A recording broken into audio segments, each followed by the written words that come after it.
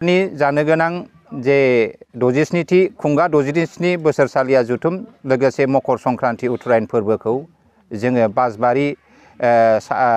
बासबारि बाथौ शिब जगाश्रम शाखायाव जों खुंनो लादों। दा बे बासबारि बाथौ शिब जगाश्रमनि थावनिया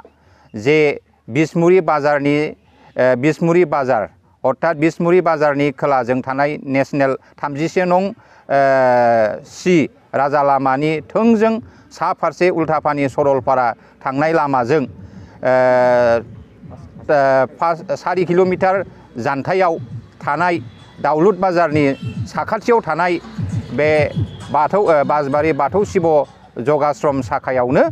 बे जोंनि जानो गोनां सानथामनि जे हाबाफारि जे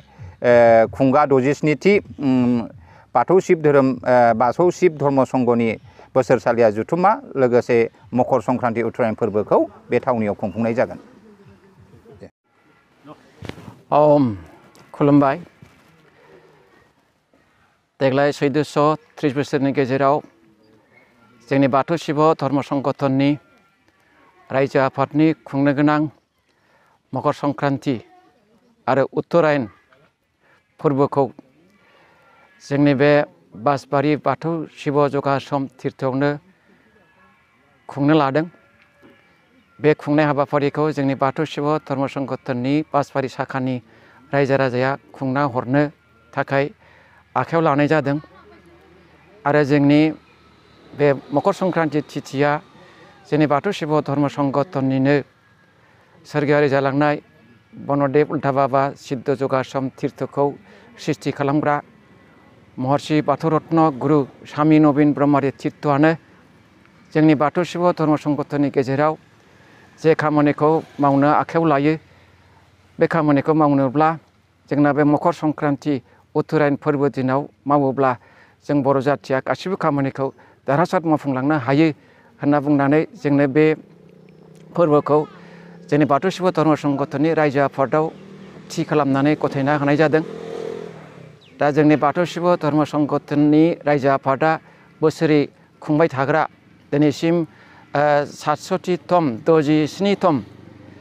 बार खुंबोनाय जाबाय। बे खुंबोनाय तिथिखौ देग्लायबो जोङो बे बासबारि बाथौ जगाश्रम तीर्थआवनो जोंनि रायजो आफादा खुंनो लानायनि गेजेरजों जोंनि बाथौ शिब धर्म संगठननि 10 संस्कारनि बाथौ धोरोमजों बर' जाथिखौ जेरावबो बाथौखौनो खुलुमै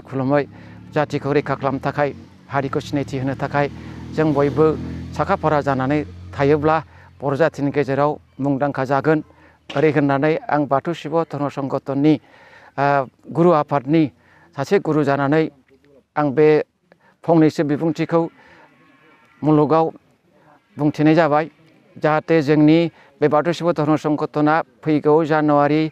13, 14, 15, 2024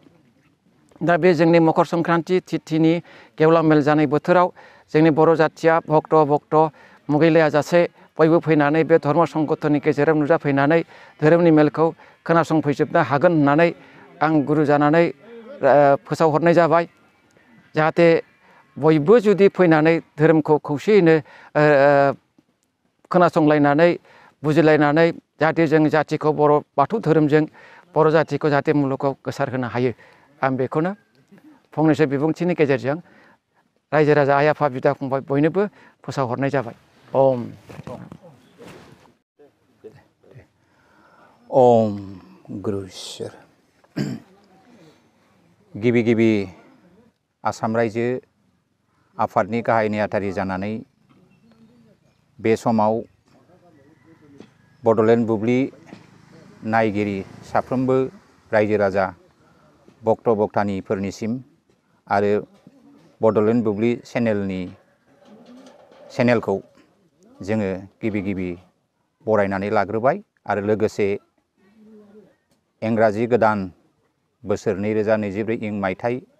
लोगोसे फैगौ दमासि बोथोरनिबो गाहाम हामलायनाय जासिहरग्रोनाय जाबाय। जोङो आसाम रायजो आफादनि जानानै बोसोरारि मोनसे केलेन्डार प्रग्राम हिसाबै जे मकर संक्रान्ति उत्तरायण फोरबोजों लोगोसे आसाम रायजो आफादनि बोसोरारि जुथुमाखौ जोङो खुंबोबाय थानाय जादों। दा बेनिनो देग्लाय बोसोर आसाम रायजो आफादनि खुंगा 67थि बोसोरसालिया जुथुमजों लोगोसे मकर संक्रान्ति उत्तरायण फोरबोखौ देग्लाय बोसोर बासबारि बाथौ शिब जगाश्रम शाखायाव जोङो फैगौ 13, 14, 15 जानुवारिनि बे सानथामनि हाबाफारि लानानै कालारफुलै जोङो खुंफुंनो थाखाय थाम थिम जाबाय।